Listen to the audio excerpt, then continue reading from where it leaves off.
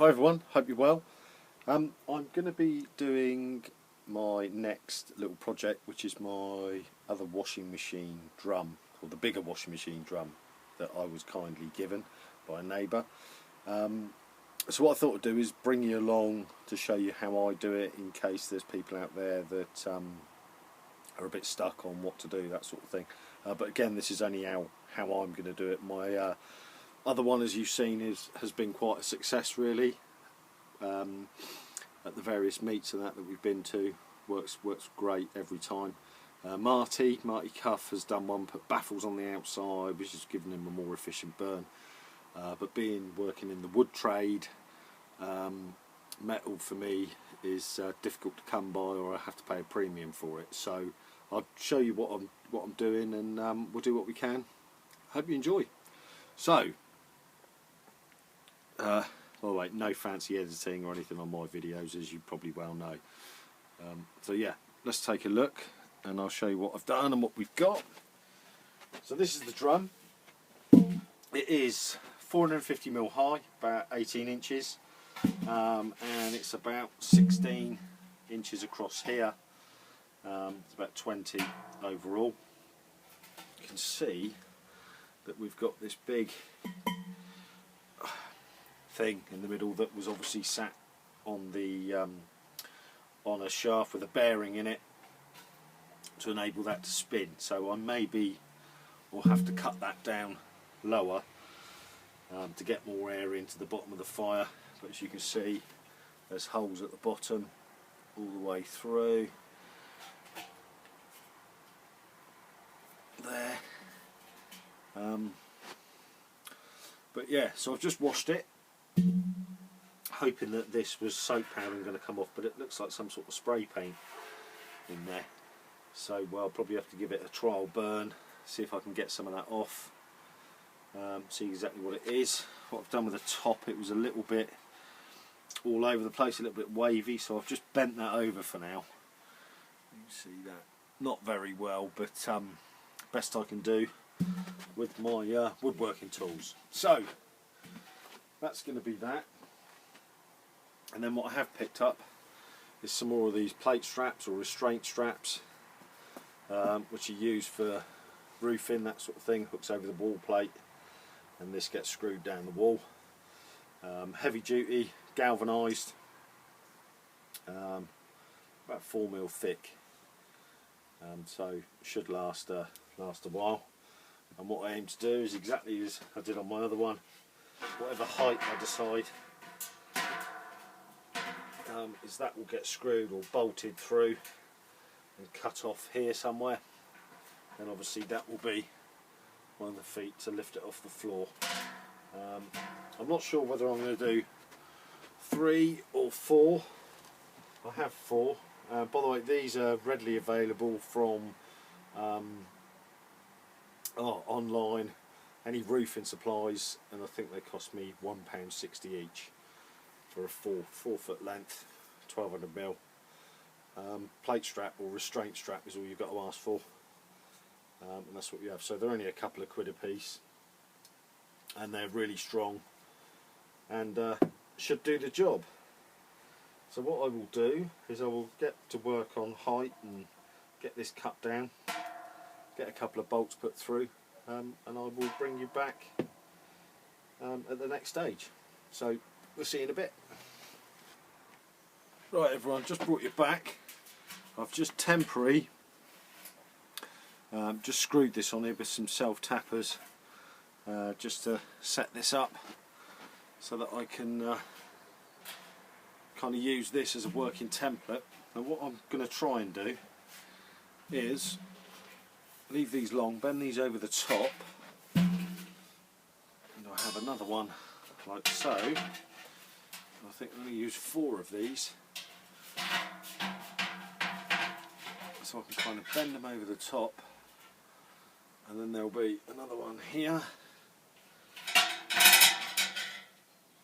like that, obviously nicely squared up, and then maybe some sort of plate on here so that we'll have a kind of a pot stand set up, which you can't actually see that. So yeah, right at the top there, pots will sit on. You can still feed the fire in through here. So I'll just bring you up a little bit.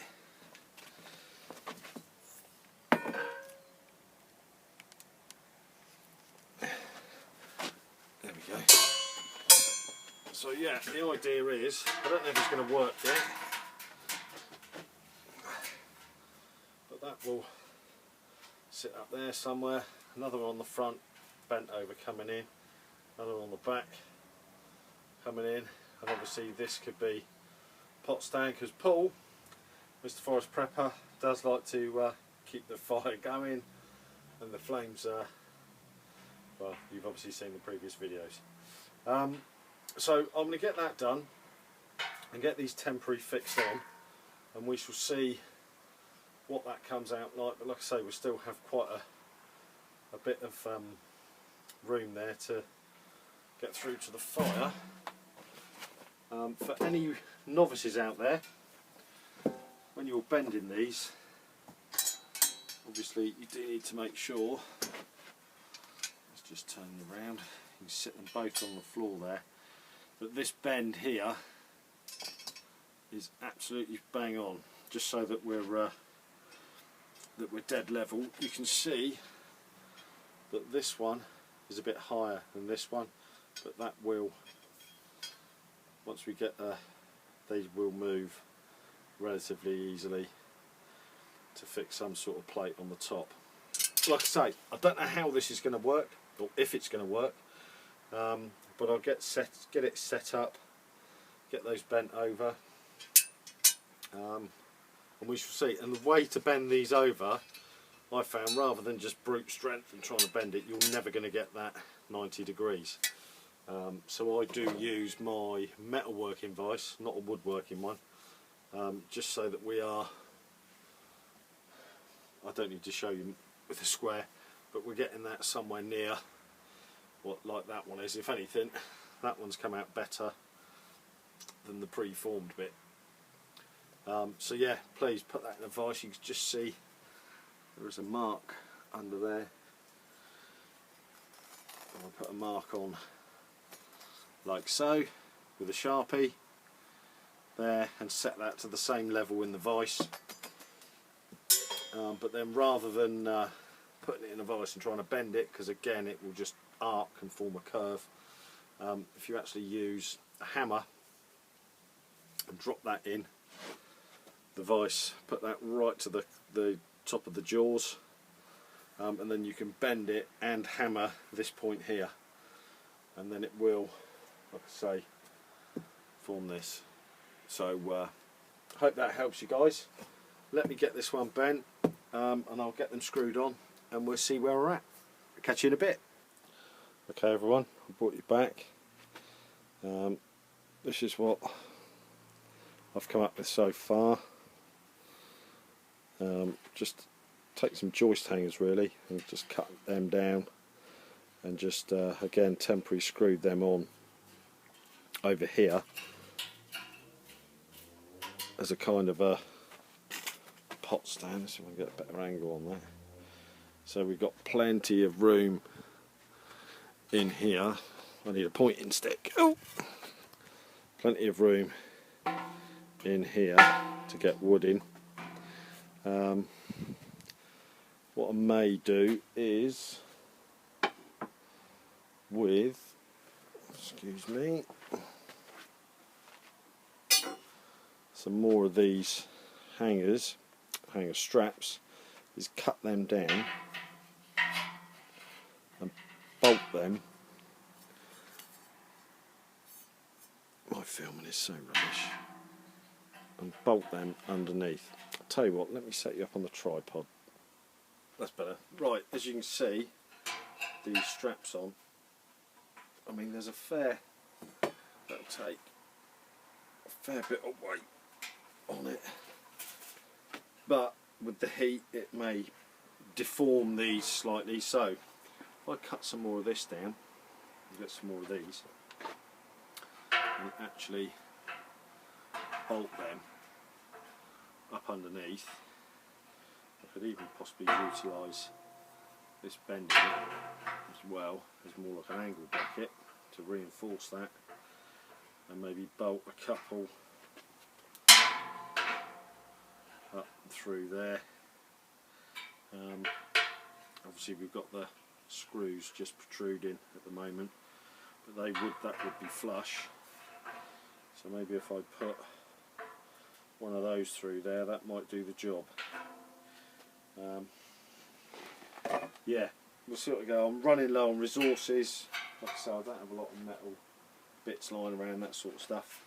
So I'm relatively pleased with it at the moment. I may bring you back in a bit, or I might post this, see if anyone's got any other ideas. But like I say, if I can get it in shot, there it is. And I'll possibly spray this one up black because it looks a bit crappy. So yeah, any ideas, give us a go. Marty Cuff, you're the man realistically. If there's anything that I can purchase that you know of to aid me in making this better, then your thoughts on that would be greatly appreciated, buddy.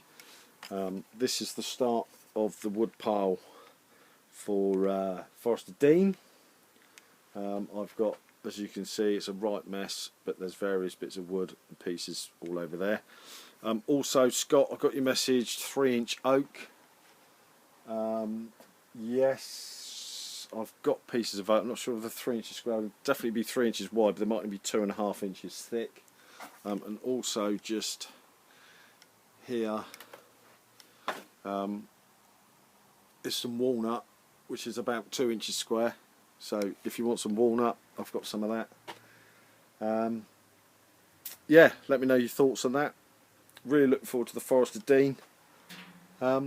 So your thoughts on that again, and I keep repeating myself. Any help be greatly appreciated. Thanks guys, see you soon.